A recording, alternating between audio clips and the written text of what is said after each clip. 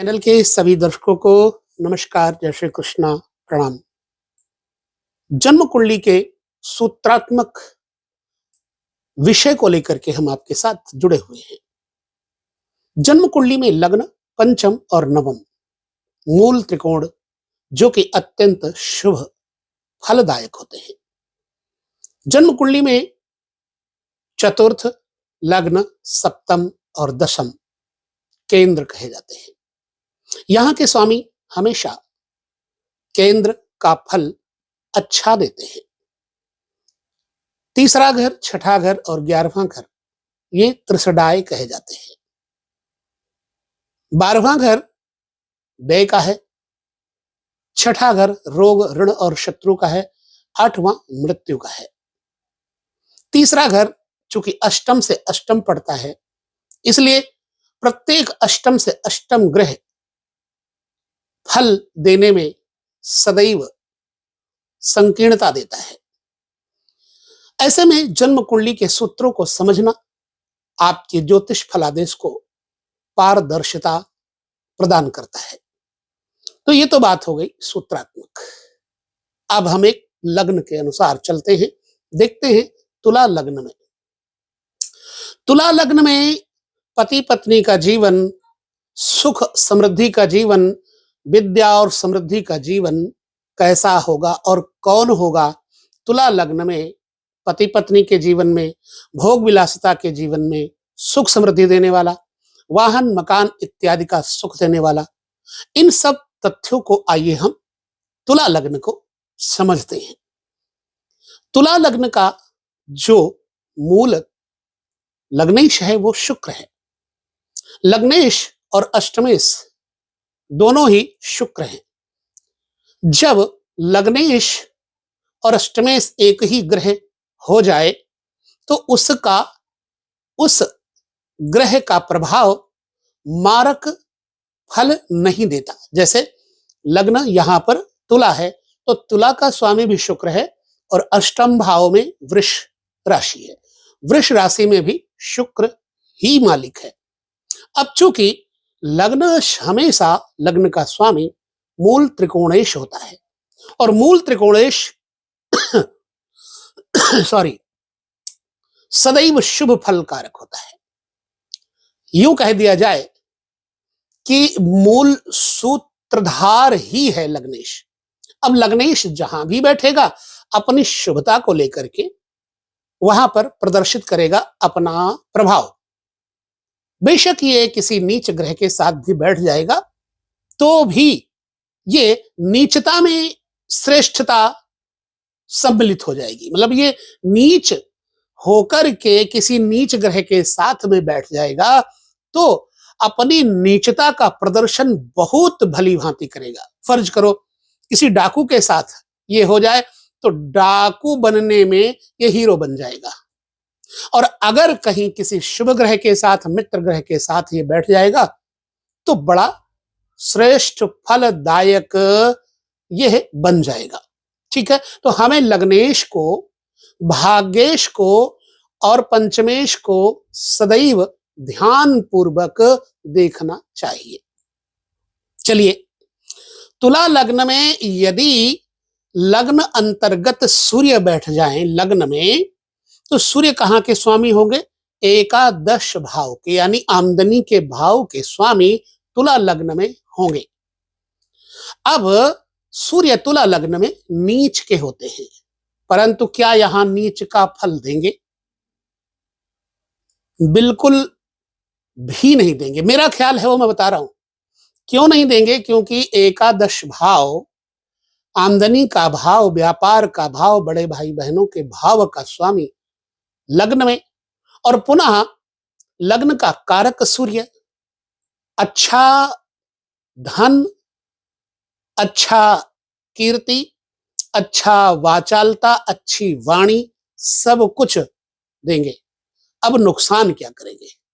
जातक के बालों को, जातक के फेस को कुछ ऐसा गंदमी बना देंगे कि जातक के चेहरे पे उतनी उदारता, उतनी सुंदरता आ नहीं पाएगी, क्योंकि तुला लग्न में यदि सूर्य बैठेंगे तो लग्न अर्थात फेस को, चेहरे को कुछ मुरझायापन दे देंगे। और पुनः इनका, इन लोगों का जो संबंध है बड़े भाई बहनों के साथ में कटुतापूर्ण हो जाता है। जब लग्नेश, लग्न के ऊपर तुला, लग्न के ऊपर सूर्य आएंगे, आमदनी के स्वामी, तो इस व्यक्ति को व्यवसाय, लेखन, प्रकाशन, गवर्नमेंट सेक्टर से रिलेटेड कुछ न कुछ कार्यक्षमता, एक्स्ट्रा वर्किंग प्रदान करेंगे। ठीक है, तो सूर्य यहां पर आकर के नुकसान क्या करेंगे? क्योंकि सप्तम दृष्टि से जब सूर्य यहां पर पत्नी के घर को, जीवन साथी के घर को देखेंगे तो वैमनस्य कराएंगे। लिहाजा लग्न के अंतर्गत तुला लग्न में सूर्य का फल मिला जुला होगा, पूर्णतया शुभ और पूर्णतया अशुभ नहीं होगा। अब चंद्रमा यहां पर क्या प्रतिफल देंगे? क्योंकि चंद्रमा केंद्रेश है। कोई भी शुभ ग्रह हमेशा केंद्र में हो जाए तो वह निष्क्रिय हो जाता है। हालांकि यह व्यक्ति सुंदर होगा बहुत ही, और कार्य शैली भले कम हो लेकिन बातूनी होगा, धमाकेदार बातें करेगा, और चंचल किस्म का होगा, व्यवसायी होगा, श्वेत वस्त्रों का, जलीय पदार्थों का, तरल पदार्थों का बिजनेस करने वाला होगा। पिता के साथ इसकी अच्छी निभेगी। यदि लग्न में, तुला लग्न वालों का चंद्रमा लग्न में होगा और उस पर उसके शत्रु ग्रहों का, जैसे शनि, हालांकि चंद्रमा का कोई शत्रु नहीं है, अब राहु केतु शत्रु मानते हैं चंद्रमा को, परंतु चंद्रमा का कोई भी शत्रु नहीं है, आप देख सकते हैं। तो राहु केतु शनि सरीखे ग्रह यदि तुला लग्न में बैठे हुए चंद्रमा को देखेंगे तो पैतृक कार्यों में विघ्न आएंगे, व्यवसाय में विघ्न आएंगे, पिता के सुख को नष्ट करेगा। पुनः चंद्रमा मातृ पक्ष और सुख पक्ष का भी कारक बन जाता है। तो मातृ पक्ष यानी मां के स्वास्थ्य, मां के जीवन को हानि पहुंचाएंगे। पुनः जातक के सिर में दर्द, पीड़ा देंगे। ऐसा जातक सोचता रहेगा, बेमतलब की इंटेंशन बनी रहेगी उसको। तो पत्नी, वाहन, मकान, पिता, माता, इन चीजों की चिंता इस व्यक्ति को सताती रहेगी। अब यहां मंगल का प्रभाव हम देख लेते हैं। मंगल तुला लग्न में एक तो द्वितीयेश है, मार्केश होता है, सप्तमेश है, मार्केश होता है। पुनः ये केंद्राधिपत्य दोष इसको नहीं लगेगा, क्योंकि क्रूर ग्रह को केंद्राधिपत्य दोष जो है वो शुभता को लेकर होता है, ये अपनी अशुभता नष्ट कर देगा। यानी मंगल यहां कारक है या मारक है? बेशक मारक स्थान का स्वामी है, लेकिन धन और पैसे को लेकर के इस जातक के पास कमी नहीं रहेगी, अर्थात मंगल धन प्रदायक होगा। परंतु चरित्र में, तुला लग्न वालों का चरित्र में मंगल दोष उत्पन्न करेगा। पर स्त्रियों में इसकी आसक्ति होगी, ये मेरा प्रैक्टिकल देखा हुआ है। दूसरी महिलाओं में, अपने से बड़ी आयु वाली स्त्रियों में इसका आकर्षण होगा, यहां तक इसका फिजिकली रिलेशन बन जाता है।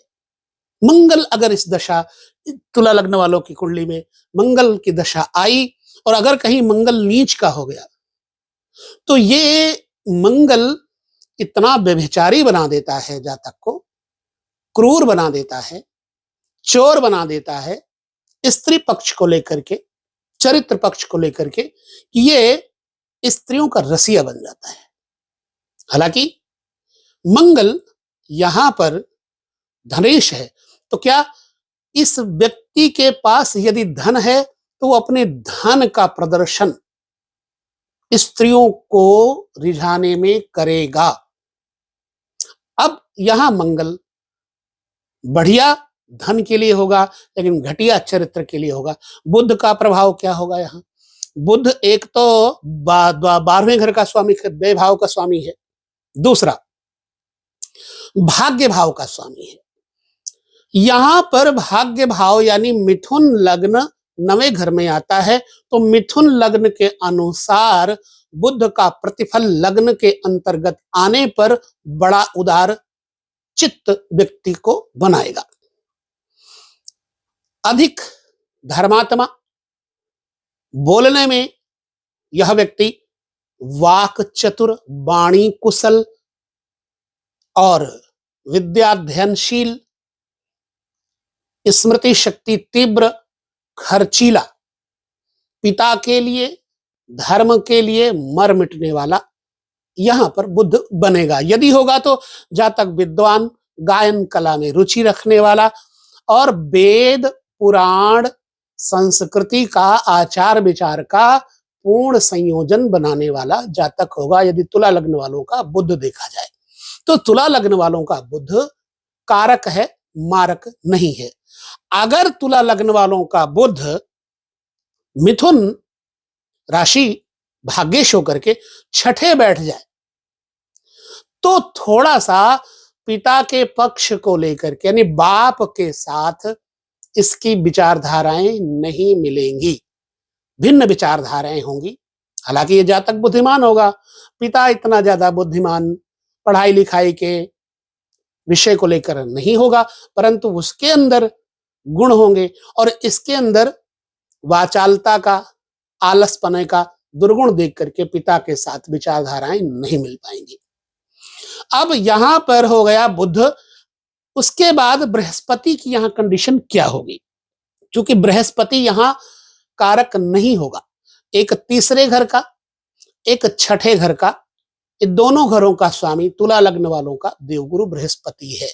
जब भी बृहस्पति की दशा आएगी, इसको भूत बाधा, जादू टोना, तंत्र मंत्र, अभिचार, व्यभिचार सताएगा।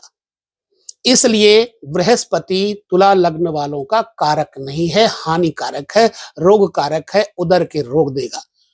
श्वास, छाती, कंधे, पेट, लीवर में प्रॉब्लम क्रिएट करेगा। लिहाजा बृहस्पति यहां शुभ फल नहीं देगा। अब हम यह जानते हैं कि शुक्र का फल क्या होगा। शुक्र अष्टमेश है और शुक्र लग्नेश भी है। यदि लग्न में शुक्र बैठेगा तो जातक सुंदर, कभी कभी तो ऐसे लोगों की जो आंखें होती हैं थोड़ी बिलौरी हो जाती हैं, आंखों में आकर्षण, स्निग्धता, चिकनाहट, चेहरे पे सुंदरता और कुल मिलाकर के लग्जरीज स्टाइल इसका होगा। संगीत प्रेमी होगा, अंग्रेजी संगीत ज्यादा पसंद करेगा। भोगी वृत्ति होगी, लेकिन सौम्य नीति युक्त भोगी वृत्ति होगी प्रायः। यदि यही शुक्र छठे घर में चला जाए तो जातक की जिंदगी में उसका पत्नी के साथ वैमनस्य रहता है। हालांकि इस व्यक्ति की पत्नी कामकाजी होती है, चाहे आईटी सेक्टर में रहे, बिजली विभाग में रहे, सरकारी विभाग में रहे, नौकरी करती है, पर पति के साथ विचारधाराएं नहीं मिल पाती है। हालांकि यहाँ शुक्र कारक है। मूल मेरा कहने का, वीडियो देने का यही तात्पर्य है कि कारक और मारक कौन होगा। तो यहां पर शुक्र कारक है। शनि के बारे में विचार कर लेते हैं। शनि एक तो चौथे घर का यानी कि भूमि, भवन, पब्लिक और वाहन इत्यादि का स्वामी तथा पंचम विद्या, बुद्धि और आंतरिक शक्तियों का स्वामी। लिहाजा तंत्र मंत्र जप में, हवन यज्ञ में इस व्यक्ति की रुचि होगी। ये इंजीनियरिंग और साइंस इत्यादि की तरफ रुचि रखने वाला जातक होगा, क्योंकि यहां शनि इस व्यक्ति का कारक है। तो शनि शुभ फल देने वाले होंगे। यद्यपि शनि अगर पंचम में बैठे हो तो कहना ही क्या, इस व्यक्ति को जब शनि पंचम बैठेंगे तो जैसे शेयर मार्केट में ट्रेडिंग वगैरह करने में पूर्ण सफलता देते हैं। राहु यहां पर लग्न के अंतर्गत हो जाए या शनि लग्न के अंतर्गत हो जाए, शनि तो लाभ देंगे, राहु लाभ देंगे या नहीं देंगे? लग्न के अंतर्गत यदि शनि होंगे तो क्या नुकसान देंगे? छोटे भाई बहनों के साथ वैमनस्य, छोटे भाई बहनों पर अनुशासन, मित्रों के साथ बहुत कम मिलना जुलना, पत्नी के साथ बस एक संबंध धर्म का रहता है, बाकी बहुत ज्यादा रुचि पत्नी के साथ इनकी नहीं होती। बाहरी लोगों के साथ इनका ज्यादा तालमेल रहता है और कार्य क्षेत्र को लेकर बड़े चिंतातुर रहते हैं अगर लग्न में शनि होगा तुला लग्न वालों का। और अपने व्यापार को, व्यवसाय को दिन दूनी रात चौगुनी बढ़ाने वाले शनि लग्न में होने पर राजयोग बना देंगे। यदि राहु यहां पर होंगे तो सूर्य को खराब करेंगे, राहु पत्नी के घर को खराब करेंगे, राहु संतान पक्ष को खराब करेंगे। मित्र ग्रह मित्र राशि में है, फिर भी कहीं ना कहीं विद्या स्वास्थ्य को बाधा पहुंचाएंगे। इस प्रकार से शनि का हो गया, राहु का हो गया, केतु का भी यहां पर फल मिला जुला होगा। बहुत अच्छा फल हम नहीं जान पाते हैं।